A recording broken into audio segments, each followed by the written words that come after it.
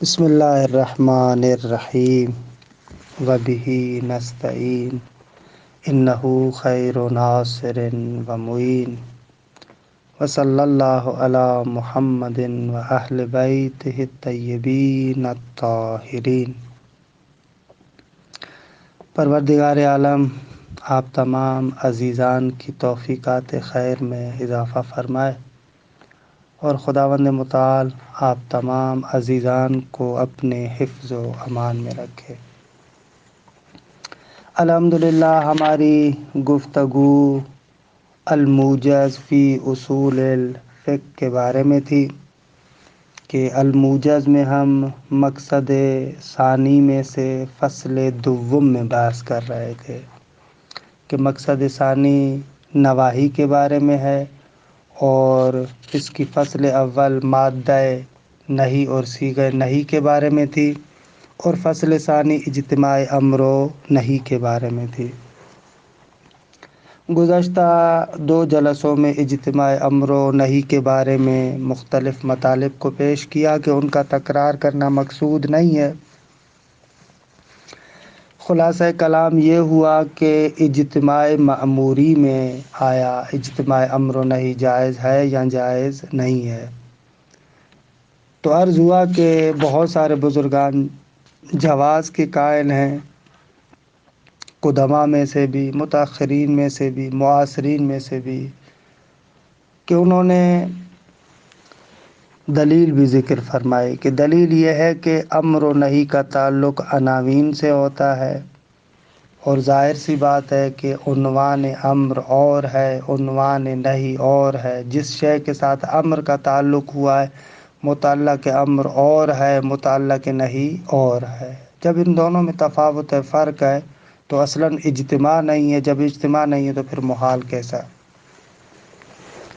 بعد میں مصنف نے اس کے لیے تأیید ذکر فرمائی۔ تأیید یہ تھی کہ ائمہ کے زمانے میں، خصوصاً بنی امیہ اور بنی عباس کے زمانے میں، تو ایک مسئلہ عام البلوا تھا، عام طور پر لوگ اس میں مبتلا تھے کہ بہت سارے لوگوں کے پاس غصبی گھر ہوتے تھے، اور خصوصیت سے اس چیز کو بھی مد نظر رکھا جائے کہ جہاد ابتدائی امام کے اذن کے بغیر حرام ہے، تو اس صورت میں تو پھر غصب والی بات بالکل روشن ہو جاتی ہے۔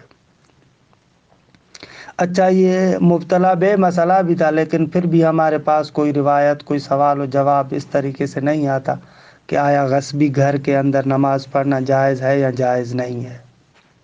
خب یہاں سے سمجھ میں آتا ہے کہ جائز ہے۔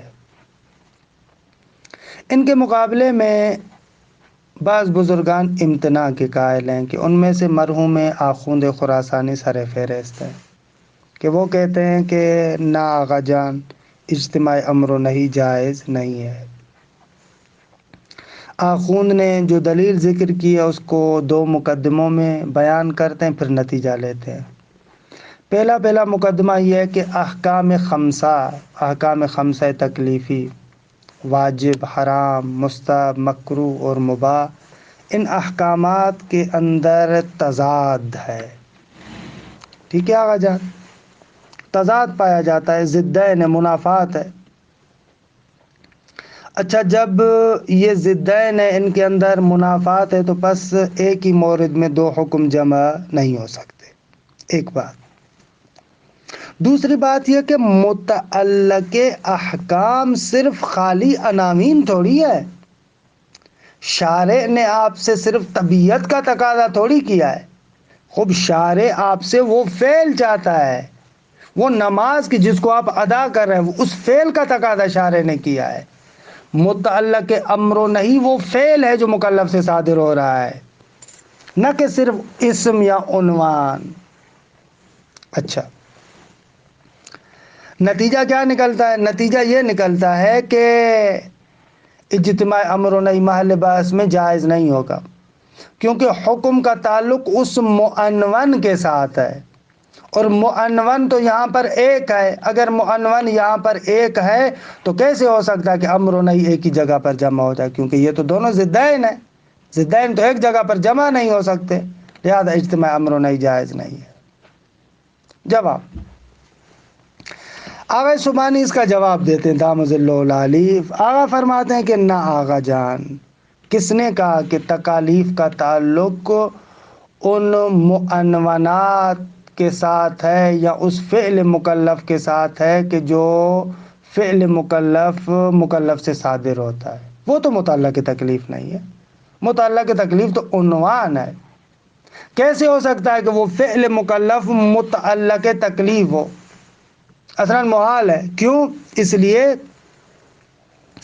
کہ ہم سوال کرتے ہیں کہ باعث اور زجر، باعث امر کے ساتھ، زجر نہیں کے ساتھ، یہ جو باعث اور زجر ہے اس کا تعلق فعل خارجی کے ساتھ۔ اچھا، فعل خارجی کے انجام دینے سے پہلے باعث اور زجر ہے یا اس کو انجام دینے کے بعد اس کے ساتھ باعث اور زجر کا تعلق ہوتا ہے؟ کب ہے؟ جب تک اس کو خارج میں اس نے متحقق نہیں کیا تبھی باعث اور زجر کا اس کے ساتھ تعلق ہے، یا خارج میں متحقق ہونے کے بعد اس کے ساتھ باعث اور زجر کا تعلق ہوگا؟ اگر خارج میں متحقق ہونے سے پہلے ہے تو پہلے تو اصلاً فعل نہیں ہے، جو چیز ہے ہی نہیں وہ کس طریقے سے متعلق تکلیف قرار پائے گی؟ کیونکہ ابھی تک جو چیز خارج میں ہے ہی نہیں وہ متعلق باعث اور زجر کیسے ہوگا؟ مگر عنوان کے اعتبار سے کہ یہ وہی ہے کہ جس کو ہم کہہ رہے ہیں کہ متعلق تکلیف عنوان ہے، یا وہ فعل متعلق تکلیف قرار پاتا ہے لیکن کب پاتا ہے؟ جب اس کو خارج میں تحقق دے دیا جائے۔ خوب، یہ تو پھر تحصیل حاصل ہے۔ اگر وہ فعل خارج میں متحقق ہو گیا تو پھر اب کیا متعلق تکلیف واقع ہوگا؟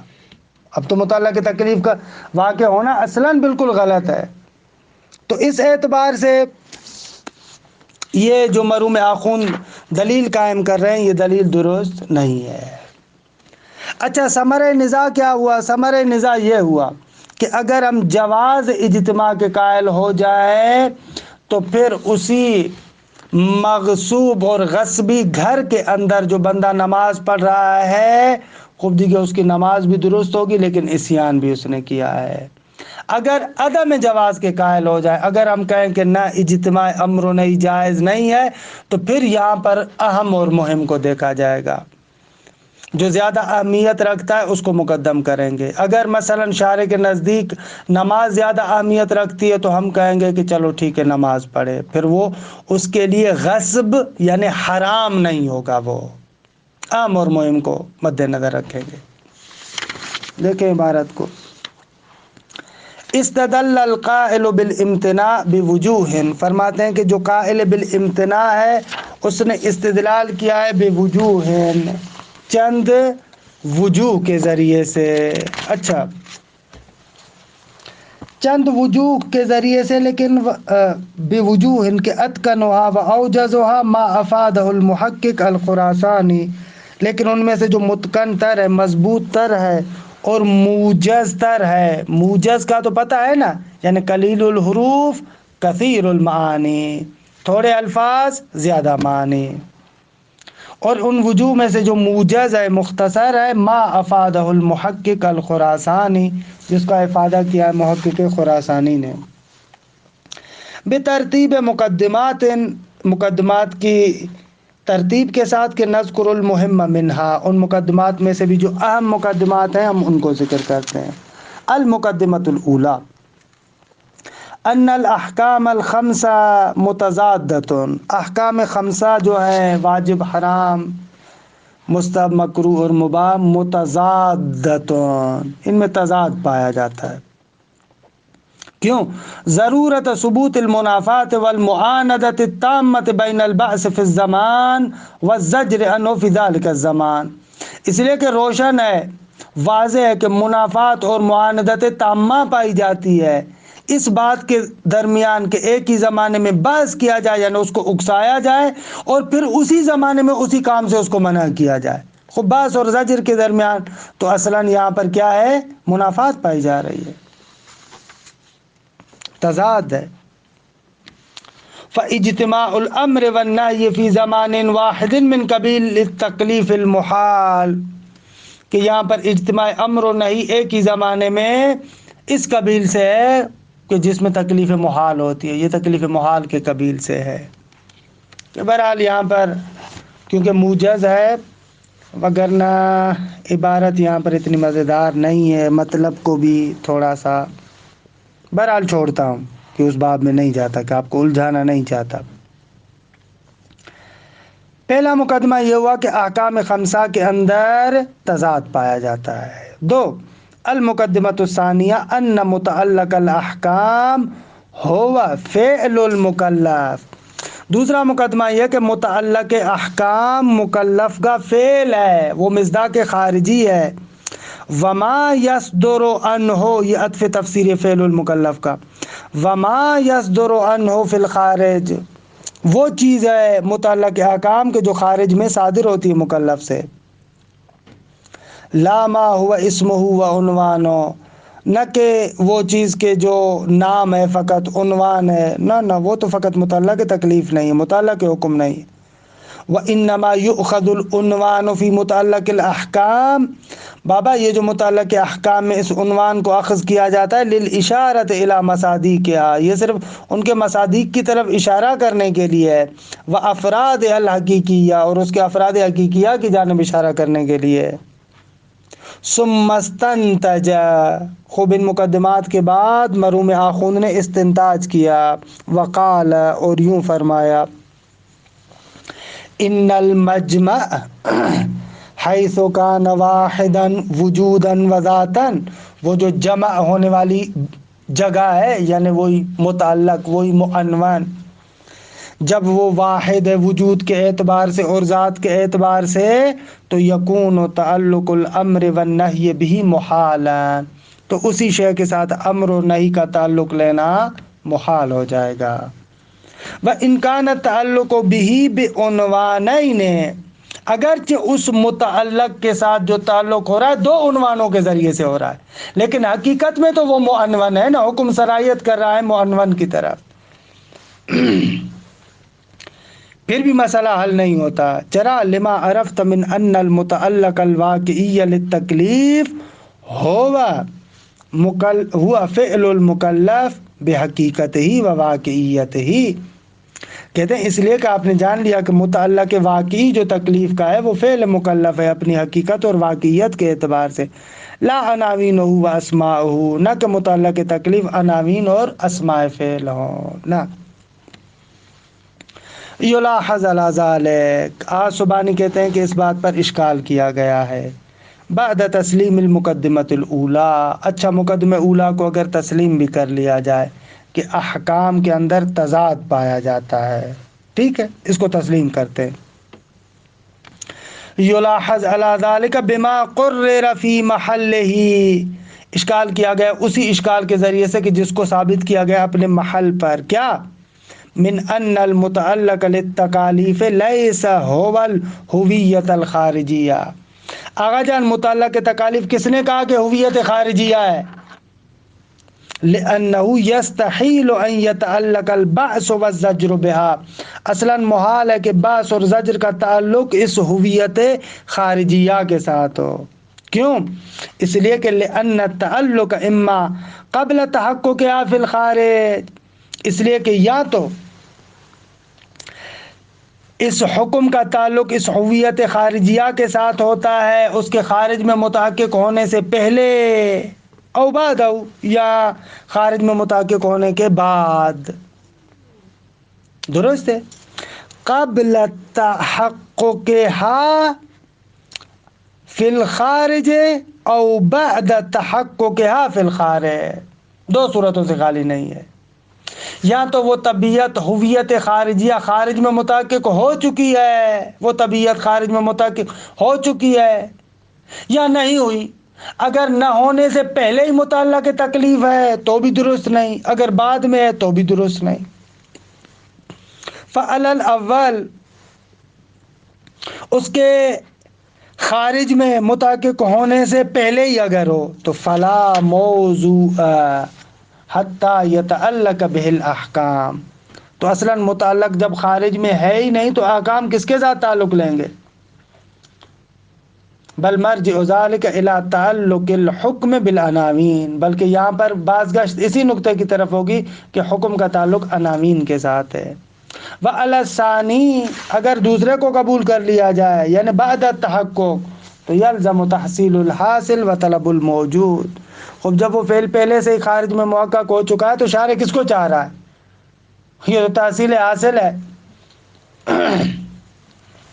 ثمرۃ النزاع، ثمرہ نزاع کیا ہے کہ ان القائل بجواز الاجتماع، جو بندہ اجتماع امر و نہی کو جائز قرار دیتا ہے، یذهب الى حصول الامتثال والعصیان بعمل واحد، وہ اس بات کا قائل ہے کہ آغا امتثال اور عصیان ایک ہی عمل کے ذریعے سے ہو سکتا ہے۔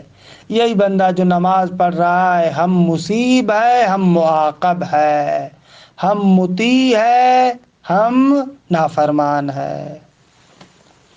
فَهُوَ يَتَحَفَّظُ عَلَى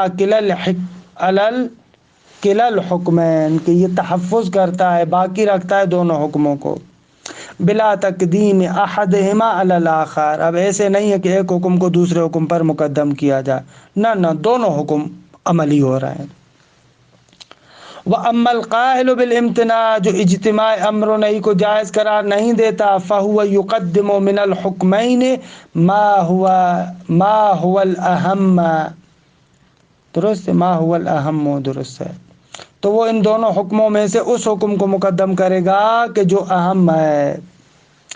یقدم من الحکمین ما هو الأهم، کہ جو اہم ہے۔ فربما كان الأهم هو الوجوب، بعض موارد میں جو اہم ہے وہ وجوب ہے، فتكون حرمة الغصب انشائیتا، تو اس صورت میں یہ حرمت غصب انشائی ہے، فعلی نہیں ہے۔ وربما ينعكس، کبھی کبھار برعکس ہوتا ہے، یعنی حرمت اہم ہے، فیکون الترک اہم من الاتیان بالواجب، تو اس صورت میں یہ جو ترک ہے وہ زیادہ اہم ہے واجب کو انجام دینے سے۔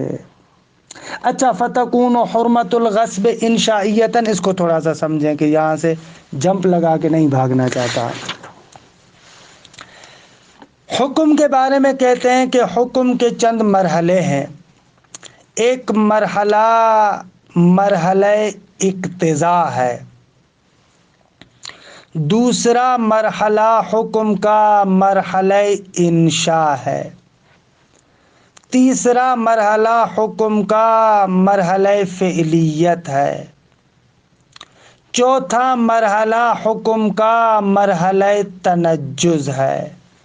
تو یہ حکم کے 4 مراتب ہیں، ایک مرحلہ اقتضاء، ایک مرحلہ انشاء، ایک مرحلہ فعلیت اور ایک مرحلہ تنجز۔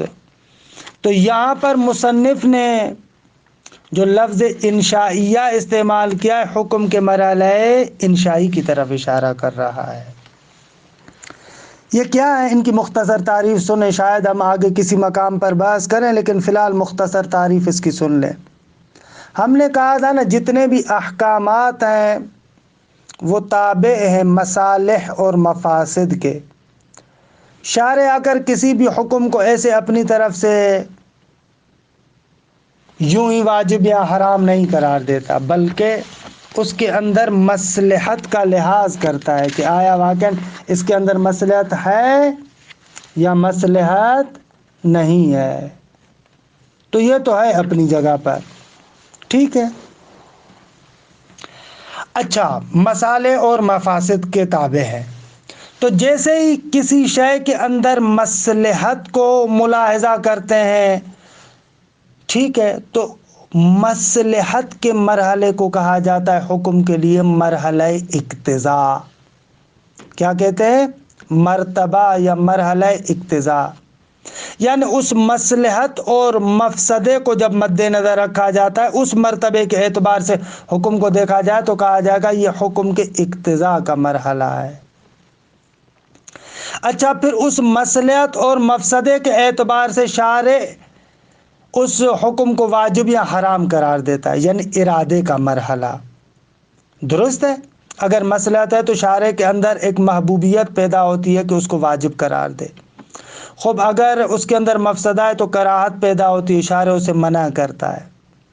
تو یہ جو مرحلہ ارادہ ہے، درست ہے کہ اس مرحلے کو ارادے کے مرحلے، مصلحت کو ارادے کے مرحلے میں لے کر آ جائے، ٹھیک ہے؟ کہ بس یہ حکم شارع بنا رہا ہے، اس کو کہتے ہیں مرحلہ انشاء، کہ جعل ہو رہا ہے۔ یہاں پر انشاء کا مرحلہ ہے کہ شارع جعل کر رہا ہے۔